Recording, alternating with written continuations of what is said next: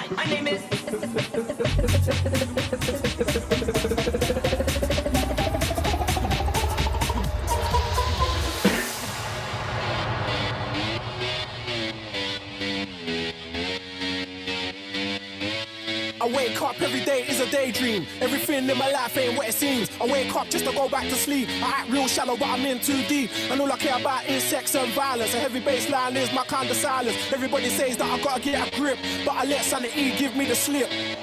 Some people think I'm bonkers, but I just think I'm free. And I'm just living my life, there's nothing crazy about me.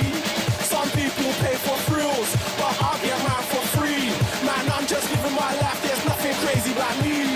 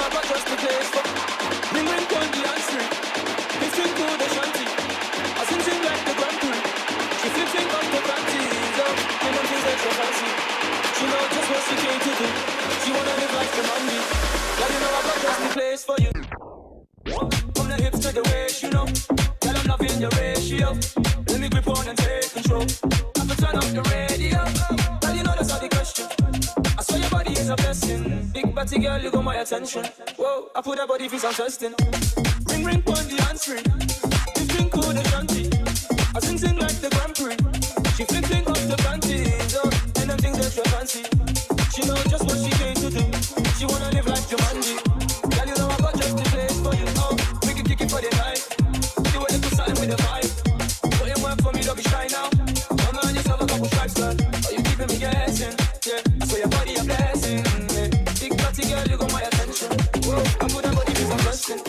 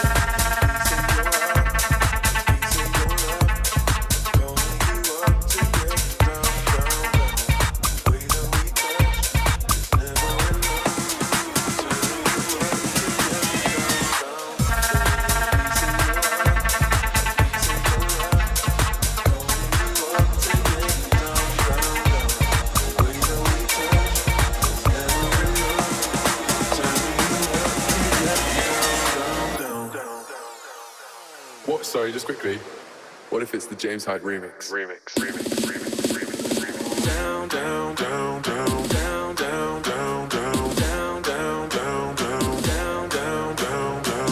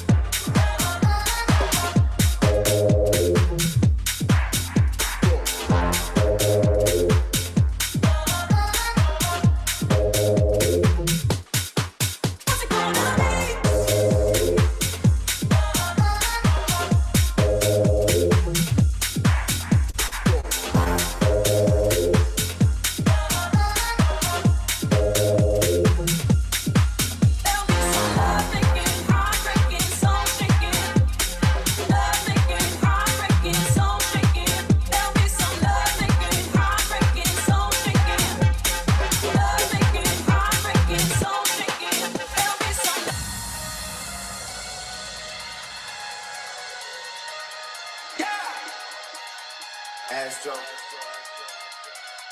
Yeah, yeah. Hey, hey. She's in love with who I am. Back in high school, I used to bust it to the dance. Now I hit the FBO with duffels in my hands. I did half a Zan, 13 hours till I land. She's in love with who I am. Back in high school, I used to bust it to the dance. Now I hit the FBO with duffels in my hands. I did half a Zan, 13 hours till I land. Had me out like a light, hey, like a light, like a light, like a light, out like a light, out like a light.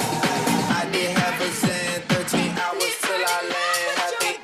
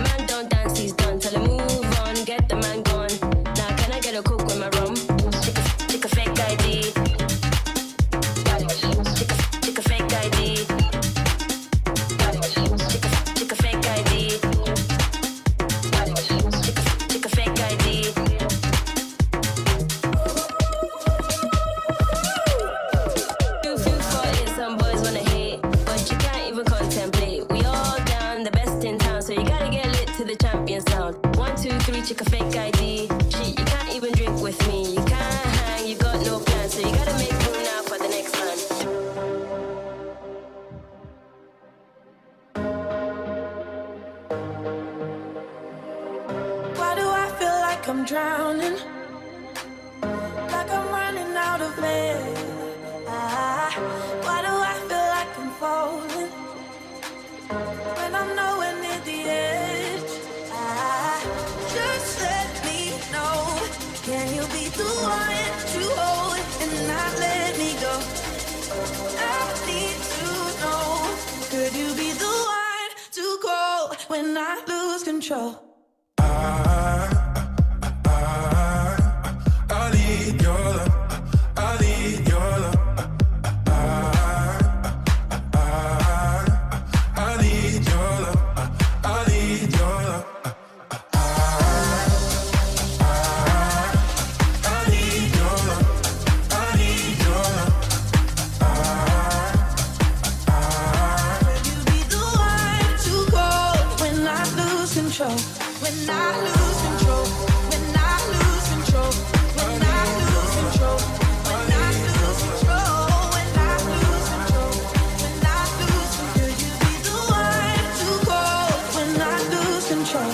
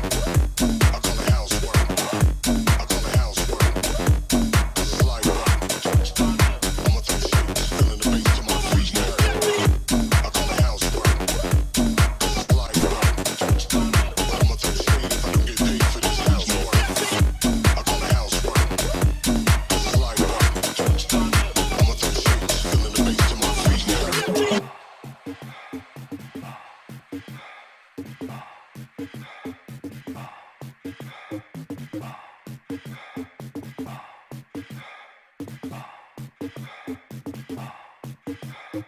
everyone report to the dance floor, to the dance floor, to the dance floor, to the dance floor, to the dance floor, to the dance floor, to the dance floor. Now everyone report to the dance floor, to the dance floor, to the dance floor, to the dance floor, to the dance floor, to the dance floor, to the dance floor. Now everyone report to the dance floor, to the dance floor, to the dance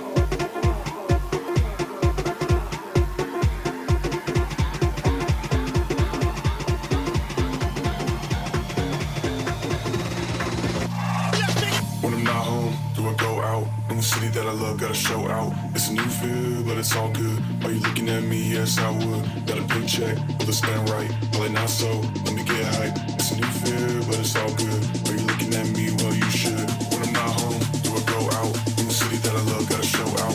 It's a new feel, but it's all good. Are you looking at me? Yes, I would. Yes, I would. Yes, I would. Yes, I would. Yes, I would. Are you looking at me? Well, you should. One drink, one song, no right, no wrong, one place, no doubt. This time, tell me what you think about. One look, one line, no check, no sign, one face, no doubt. This time, tell me what you think about. One drink, one song, no right, no wrong, one place, no doubt. This time, tell me what you think about. One look, one line, no check, no sign, one face, no doubt. This time, tell me what you think about. Think about.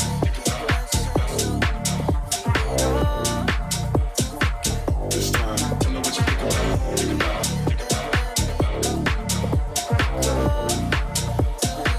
This time, tell me what you think about. Think about. Think about. This time, tell me what you think about. Think about.